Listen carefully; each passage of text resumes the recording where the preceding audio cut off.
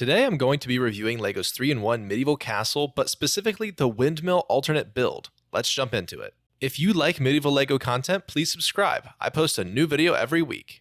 I wanted to start this 3-in-1 series off with the smallest build of the 3-in-1 Medieval Castle set. I was able to get an already open box for my third Medieval Castle, so I figured why not review each of the builds for you all. I decided not to do a time lapse of the build since it was mostly hours of looking for the correct pieces, and that is honestly one of the biggest downfalls of these 3-in-1 builds. The alternate builds do not go in bag order, so you have to open each bag just to start the build. Now, I didn't organize all the pieces out, so this build took a considerable amount of time. So for the build experience, I wouldn't say it's the most fun thing in the world compared to the standard that LEGO usually provides. Also, for how long this build took, I was impressed by the number of pieces from this set that weren't used at all. I feel like over half the pieces weren't even used. But let's dive into the build itself though. For an overview of the build, I was actually impressed. For a build to have so much to it with so few pieces is just so nice to see. When I first saw the pictures on the outside of the box, I thought I would hate it, but once I built it and saw it in person, it has changed my mind completely. Let's start on the exterior of the left tower. I don't have much bad to say about this tower at all. It doesn't have too much groundwork at the bottom, so it's pretty much built on flat land, maybe sandy land. The square shape is honestly great, and the dimensions used I really like. It has a wide bottom and wide top, with it being more narrow on the way up, which is pretty standard castle. One thing all of these 3-in-1 castle sets have going for them is the castle shapes and variety. I really enjoy how LEGO used all these round pieces on the outside to give it some great dimensions. We also see some arrow slits here towards the top, which is pretty standard, and it's always a great detail. Up top, we see these Nexo-Knight shields in gray for their ramparts, and this has set a whole new standard for LEGO Castle. These are just amazing, and I love this technique and will probably use this much more in the future. Outside of the tower, we got this beautiful brick-built banner with the Black Falcon shield in between. I really do like this and might have to build more brick-built ones since banners are so hard to come by. Moving right, we got an archway with water underneath it. I didn't realize this was supposed to be a water or sea build until I saw this. I'm honestly not sure how much sense it makes though. Nothing else here screams port or river or anything of the sort. Up top though, we got this long walkway with ramparts, and it's great for having minifigures defend this wall. As a kid who loved fortifying my walls, I can see this part of the build being great to play with. Below it, we got a little bakery. On the left, we got a keg with some cups. In the middle, the actual stand for where the baker sells the breads, and on the right, a little oven with a chimney coming out of the top. I actually really like this, and it's very creative with the parts. I do think it should be inside the castle walls though. Maybe that's just my preference, but I do like how the stand has space for a minifigure on the inside of it. Other than that, there's a box on the right for excess goods, it seems.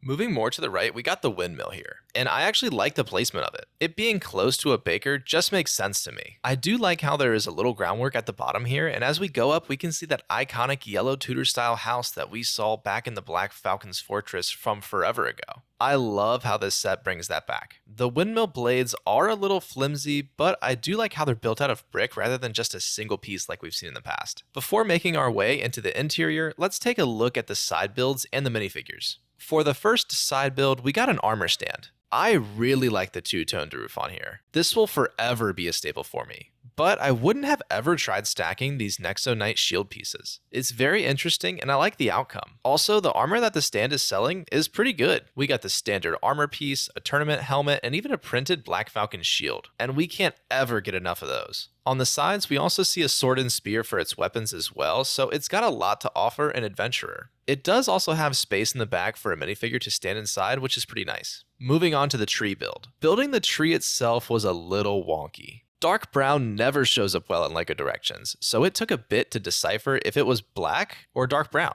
Outside of that, I like it. It uses those arch pieces for the branches like we saw back in the vintage Forestman sets, and it was a blast from the past making it. The little rockwork on the bottom, along with the fungus and frog, were really nice touches too. The leaves aren't anything too special, but the extra pink pieces and cherry pieces on it really makes it pop. The one thing I really don't like about it though is brick-built birds. Molded birds have been such a cheap and easy piece to have in sets for a long time, so this was a bit of a letdown.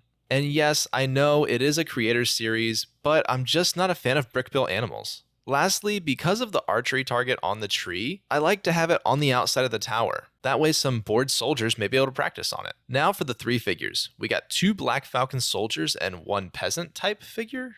Starting with the peasant. I'm not sure how I feel about this figure as a whole. The torso looks more pirate-ish to me rather than castle. Personally, I like the back of it better, so I might swap the arms out and use the back for the front. I will have 3 of these torsos, so I might have to do a little customization video on them in the future. Now, for the Black Falcons. I mean, what is not to like from these? The torsos and legs are, of course, amazing. The helmet is pretty standard, and they have different faces from each other. All in all, good minifigures. The only things I would have done differently are the one with the bow needs a quiver for sure, and maybe even a different helmet to change it up. The last thing I want to say about the figures in this set is just how few of them there are. I feel this set should at least come with 5 minifigures. We can get 5 minifigures in a $30 Ninjago set, so with this set being $100, we got skimped on the figures for sure. Let me know what you think about that in the comments though. On to the interior. On the inside of the tower, we don't got too much. But we do see a lit candle on the middle level, and beneath it, a little cell with a torch outside. I don't mind this. We see a lot of this in LEGO builds, and it helps take up some of that blank space in builds. Next to this, we can see that archway again with the water underneath, and that long walkway over top.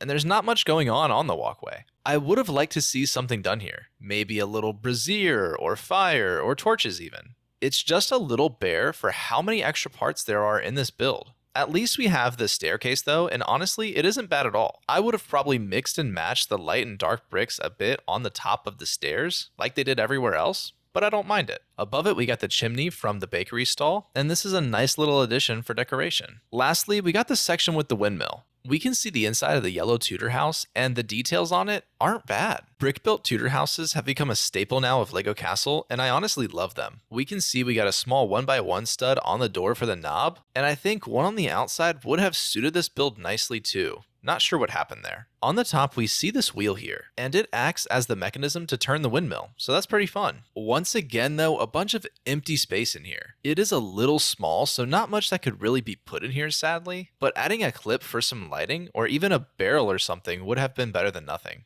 Outside of this room, we got the last section of wall for the castle. And the last thing I want to point out about the interior of this build is the hooks on the edges. These make it so they can combine with other like sets. And I love this so much. Growing up, most castle sets would come like this. You could usually use them to close up the set or even add another set to it. I hear there's a way to combine all 3 sets together, so once I have them all done, I'll try my best to see what I can do. Overall, I think this is a great set. Although the building of it was tough since I had to dump all the bags and didn't take the hour to organize it, it was still very nice seeing it come together. The creators did a great job on this alternate build with the very limited pieces that they had.